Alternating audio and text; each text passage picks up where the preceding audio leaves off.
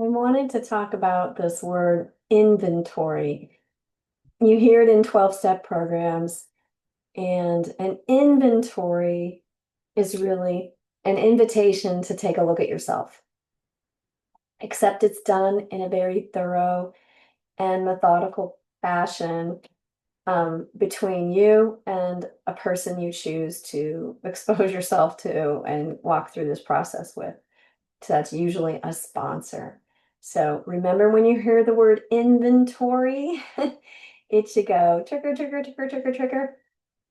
It's an invitation to take a close look at yourself.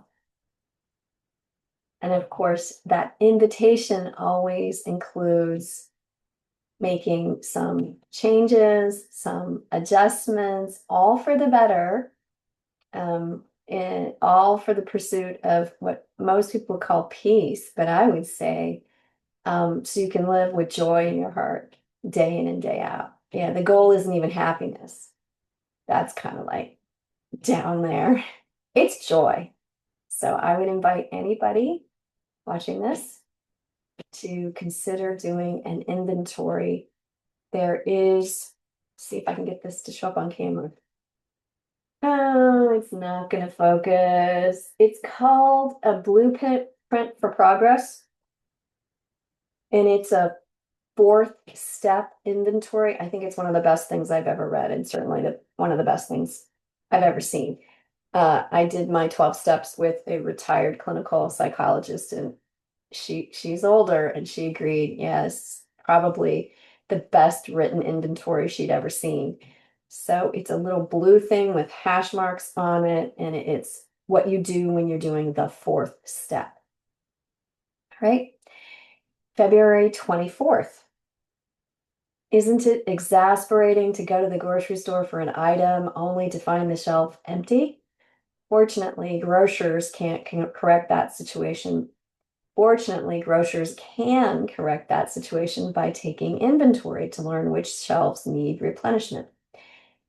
The same is true for me.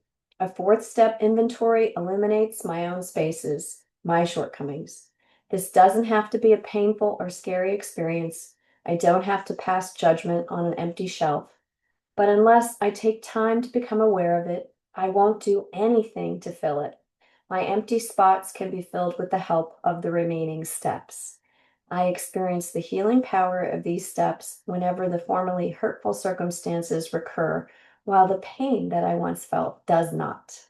Today's reminder: when I can't find a solution to a problem, when I have nagging doubts, fears, or frustrations, when I feel lost or confused, a searching and fearless moral inventory of myself can make a tremendous difference. Whenever I work the steps, I tell my higher power that I'm willing to heal, to find a solution, to feel better. The energy that would have been dumped into worry, tears, and obsession can be turned into positive action.